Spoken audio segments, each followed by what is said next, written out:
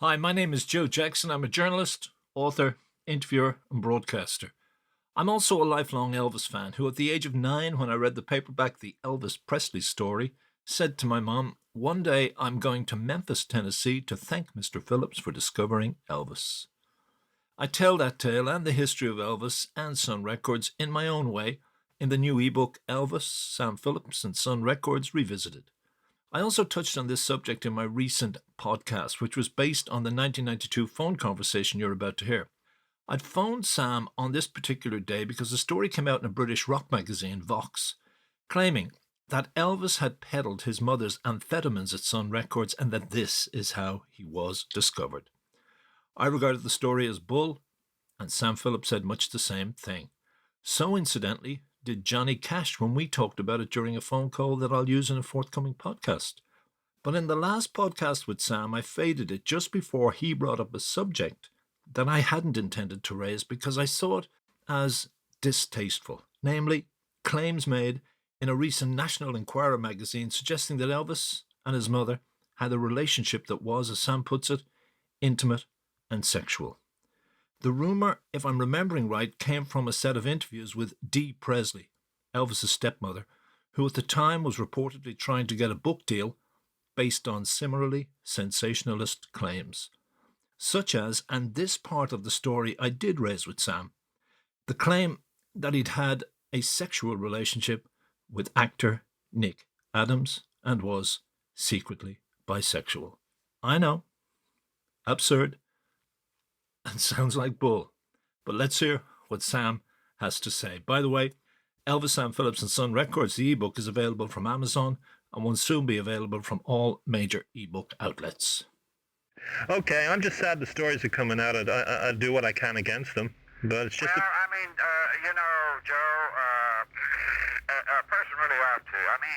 When you tell the damn truth, and it sounds like sometimes everybody's trying to make Elvis sound like a goddamn angel. Well, he was not an angel. Sure. But at the same damn time, some of these things are so completely ludicrous. Right. It is absolutely, it is totally, and the thing about his mother from this poor Dee Presley, and I say poor Dee Presley because I've known Dee ever since she came over here.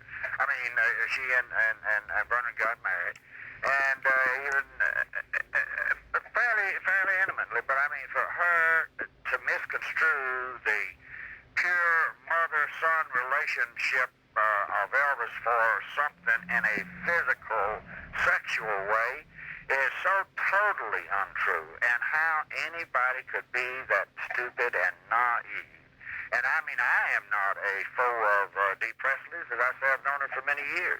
Right. But how anybody could misconstrue the type of love that Elvis Presley had for his mother, when you take into consideration that his twin brother died at birth, he was an only child, he had a very sickly mother, her health was extremely bad, they were extremely poor, he was absolutely so close to his mother from a mother-son standpoint and none of this other bullshit. Yeah. And it's recognizable. I've seen these situations before. So, for stuff like that to come out, it really does, in a way, Joe, it really does upset me. That's why I picked up this phone and said, hey, man, let me tell you something. The one thing, I've got as much fault as anybody in the world, too. But the one damn thing about it, I am going to tell the damn truth, period. Okay. And I don't give a damn where the chips fall, period. And if it's something that happens to be something that I wish weren't true, and it is true, the record should be straight, period. Right. It should not be from anybody's viewpoint. I don't give a damn who it is. Just to try to stimulate some interest to sell magazine books or whatever. I know that will happen. Yeah. But the record, that's why one of these days, the whole thing so far as Son and all of the artists that I worked with and my life and the whole thing, if Knox don't kill kill me first, I'm gonna chronicle every damn bit of it just like it is. Sure. I mean, I don't give a damn what anybody says. I know my mind, there's nothing in this world, believe me, there's nothing in this world that needs to be set straight. And we're not talking about coddling a damn thing. We're talking about telling it like it is. We're talking about telling the psychological aspects of this thing. And to me, that was one of the most interesting things. That's one of the main reasons I got into the business and started recording black people 4 years before I recorded Elvis. Sure. Well, we're also getting over here now all that stuff. Maybe it comes from Dee Presley about him being with boys as well as girls. I mean, they're really turning the story upside down and inside out. Well, if Elvis Presley was in any way, one thing about him in any way perverted in that respect, I think that would have been the only thing, that and his mother, that would have been the only thing that Elvis Presley, and this guy before his health got so bad, he was one of the strongest people I ever saw. I mean, he was just constitutionally, he didn't have good genes from a physical standpoint because his mother and his daddy both had heart problems, you know. Right, yeah. And among other things, and hypertension problems. Yeah. But from actually a physical standpoint, the guy was strong. There's a couple of things that Elvis Presley would, I believe he could have whipped Joe Louis in his heyday, Muhammad Ali in his heyday, if he were alive and just in fair shape and something, a statement like that was made.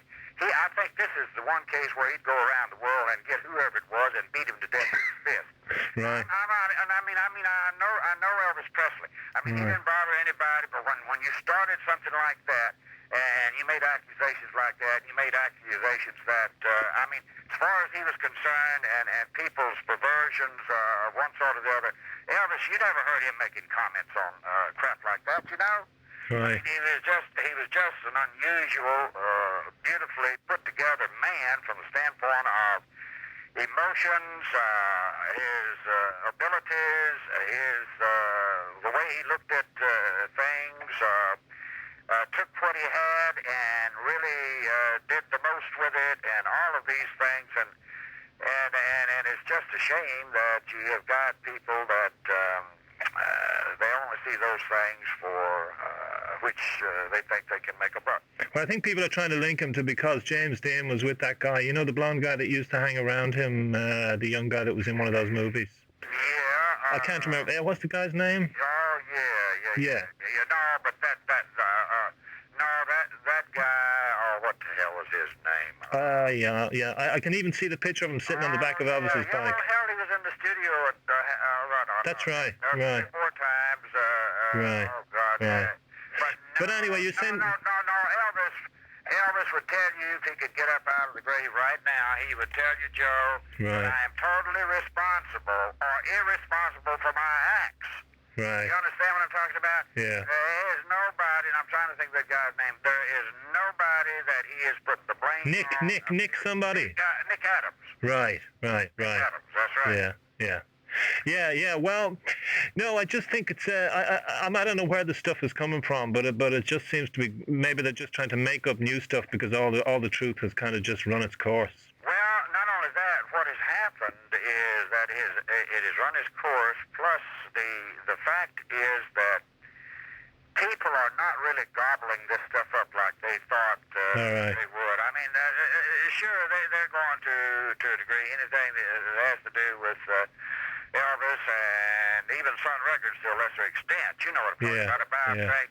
And tie the two together and all of this sort of thing. And you can believe that it will continue. I mean, it will continue, but it will never tarnish really, basically, the image of Elvis. Hi, sorry about the sharp cut there at the end, but that's the only way I could get out of the quote. Anyway, I thank you for listening to this edition of the Joe Jackson Interviews podcast. Don't forget, as I said earlier, the ebook Elvis, Sam Phillps and Sun Records Revisited is available from Kindle. Thank you for listening.